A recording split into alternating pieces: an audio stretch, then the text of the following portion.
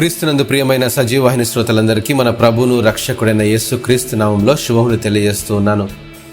క్రీస్తుతో శ్రమానుభవములు మన 40 రోజుల పాఠ్యభాగంలో మరొక అనుభవాన్ని అధ్యయనం చేద్దాం.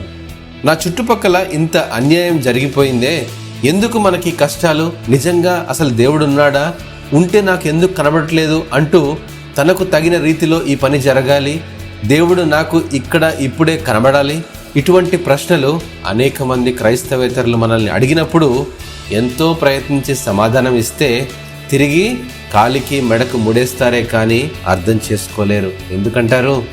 నన్ను అడిగితే క్రీస్తును గూర్చి చెప్పడం కంటే క్రీస్తును మన జీవితాల ద్వారా చూపించగలిగితేనే ఈ ప్రశ్నలకు సమాధానం చెప్పగలం.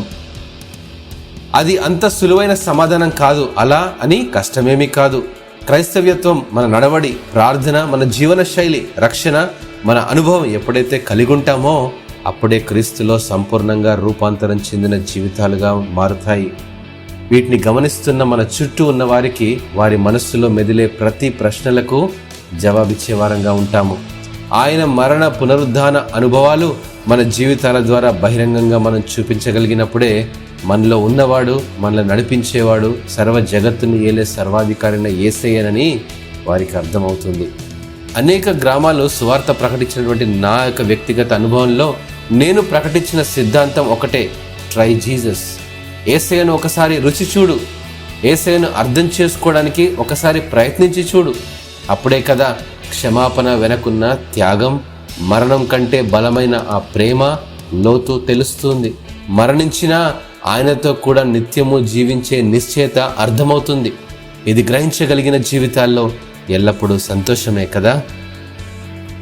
శ్రమలతో కూడిన ప్రతి శిలువ శ్రమానుభవాలను మనం అనుభవించినప్పుడే మనతో ఉన్న వారికి వివరించగలం, రాబోయే తరానికి నేర్పించగలం.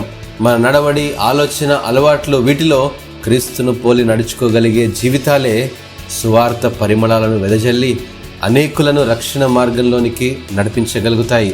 ఈ అనుభవమే సిలువలో క్రీస్తు శ్రమ పొందుతున్నప్పుడు అనేక ఆత్మలను రక్షించాలని, తన ప్రాణాన్ని సైతం మన కోసం పణంగా పెడుతూ ఆయన పలికిన 5వ మాట దప్పిగొనుచున్నాను అనే మాటకు అర్థం. దేవుడు ఈ వాక్యమును ఆశీర్వదించునుగాక. ఆమెన్.